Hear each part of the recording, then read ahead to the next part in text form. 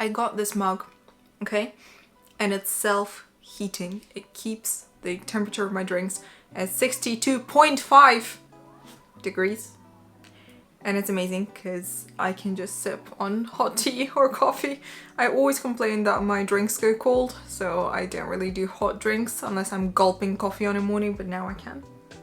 Hi, my name is Dasha, and this is day 17 of my Talking to the Camera challenge.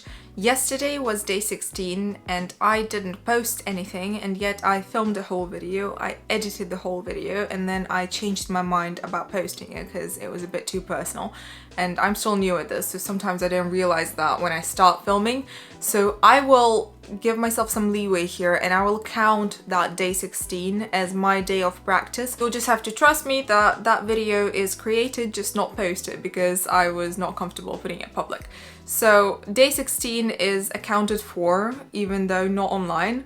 So we're moving on to day 17 that explains the gap in numbers. Today I want to talk about motivations, so how to force ourselves do stuff and how to trick our brains to want to do stuff that we really don't want to do.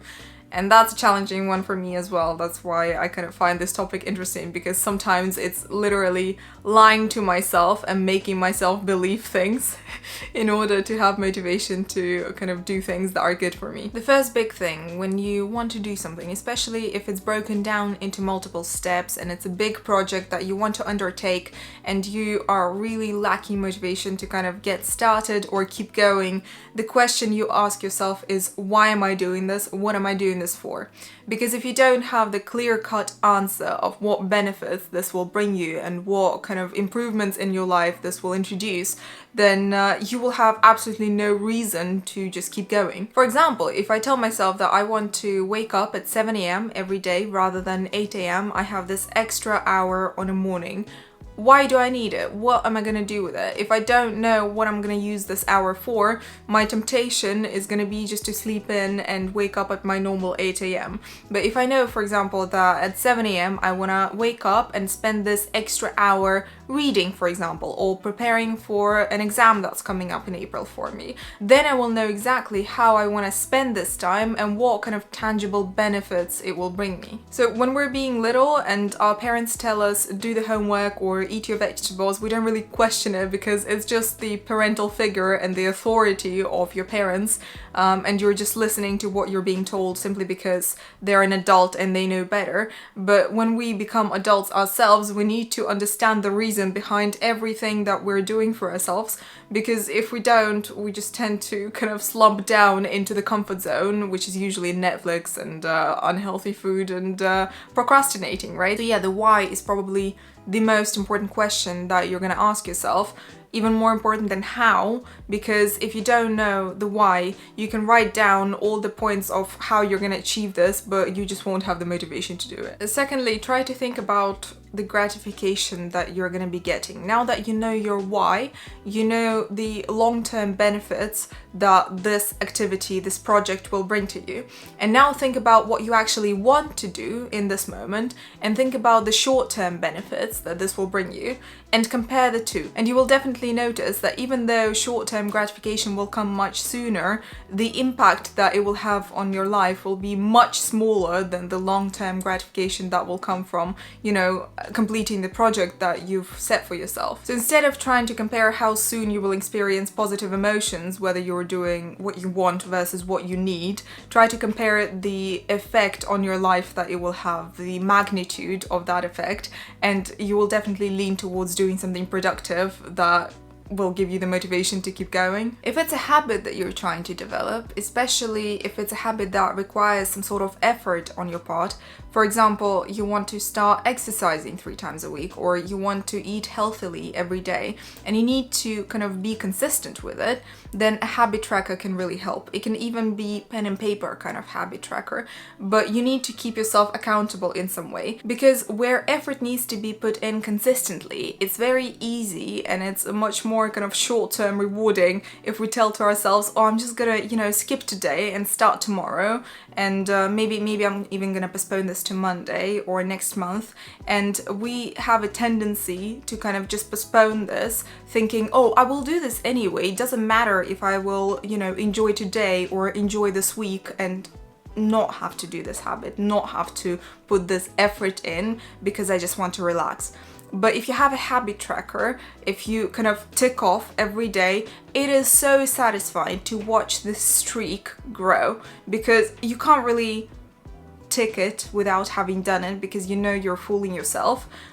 Whereas in our mind, without actually recording it, it's very possible to fool ourselves and say it's just one day. But it will break your habit streak. It will make you less consistent. And the impact of it will be that it will take you much longer and much more effort to build this habit than if you would just be consistent and do it on a daily or weekly basis, depending on what the habit is. If it's not a habit and it's just a project that you're doing, a one-off project or a one-off task that also requires some sort of motivation from you, then a to-do list can really help as well. Same logic, same kind of thing. If you tick something off the list, your brain just goes into this like dopamine release, and it's like, oh, I'm being amazing, I'm being productive, I've done something.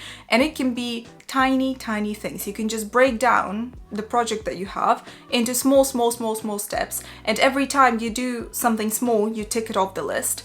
It's amazing the feeling that it gives you, and you just want to keep going because you want to record for yourself that you've done something, and it really inspires you to keep going forward. My next tip for myself is usually to prepare to make my life easier by doing some kind of preparatory steps. And what I mean by that is, for example, if I want to make a soup for myself on a weeknight, and I know that I will be very tired after work and that I won't have the energy to chop everything and grate everything and prepare all the ingredients and boil them, I'm trying to make my life easier from the morning.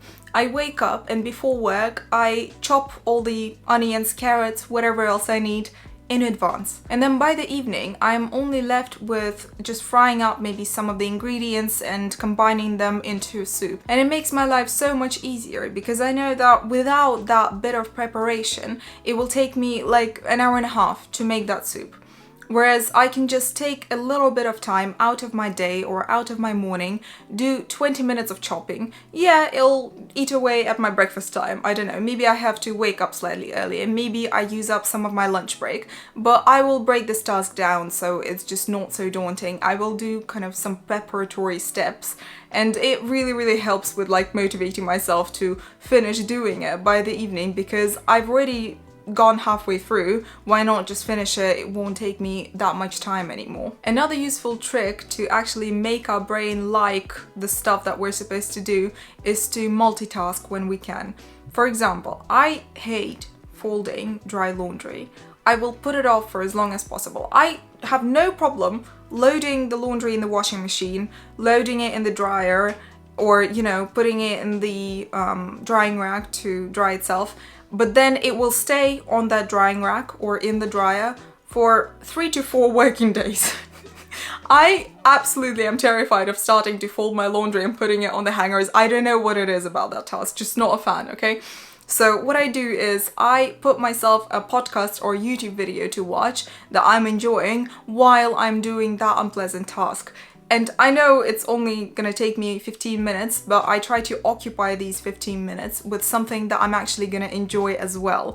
So that kind of multitasking, when I can listen to something nice while doing something not so nice, helps me to kind of motivate myself to start putting my laundry away, because otherwise it'll just stay on that drying rack until it's really getting in my way. So that's just another trick that I use to kind of make myself think that I'm enjoying doing something when in reality that particular task I find challenging. And if the task that you struggle to complete is relatively mindless, you don't need to think to do it, then you can occupy your mind with some content or, you know, listen to some music that you enjoy. But if the task that you have to do is, for example, for work and it requires thinking, it requires, for example, some work in the Excel tables, then it's more useful to add something mindless to it. For example, having a nice cup of coffee that you enjoy, or a snack. I know it all boils down to food, but it really works. It's a good tip. and then it will make it more enjoyable for you to do some work tasks, for example. I'd advise not to combine work that requires mental effort with also mind-consuming kind of hobbies, for example, listening to music or podcasts or, you know, consuming any kind of content, because it's just too easy to get distracted and the task will just take you much longer. So it's really about combining mind-consuming tasks with something that's purely mechanical, that doesn't require any thinking, and it doesn't really matter which one of those you don't enjoy and you need the motivation for and which one of those you really like. It's just about combining them correctly so that you can do both efficiently at the same time. And finally, a cheap trick that also works is promising myself something in return for completing that project successfully. So for example, right now I have to prepare for an exam that I will be taking in April, and I tell myself, if I pass this exam, if I prepare for it and I pass it, then in April, right after I pass that exam, right after I get my results, I will buy myself a pair of jeans that I want. It's a cheap trick. I know it's a cheap trick, but it works. Bribing myself is probably one of the biggest sources of motivation that I can personally find for myself. However, it's very, very important that if your project is aimed at something, for example, the very basic scenario, you want to get more fit and lose some extra weight by doing some exercise, and you tell yourself that I'm gonna go on that treadmill and I'm gonna run for half an hour, but then I'm gonna have a massive piece of chocolate. If your reward is offsetting the progress that you've done by completing that thing that you don't really want to do, that's just not how this works, because you risk shooting yourself in the foot. You risk offsetting all of the progress that you've already done. So make sure that your reward doesn't clash with where you're trying to get by completing those tasks, by searching motivation to kind of keep going. Thank you so much for listening. I hope you enjoyed this video. I hope you found something useful in this video. It's much less personal than the one I've done yesterday and didn't post. I'm not gonna be too harsh on myself for not uploading anything yesterday, because I knew that would happen. It's physically impossible to film and edit a video every day while having a full-time job. Thank you so much for joining me nonetheless, and I will see you in the next video. Bye.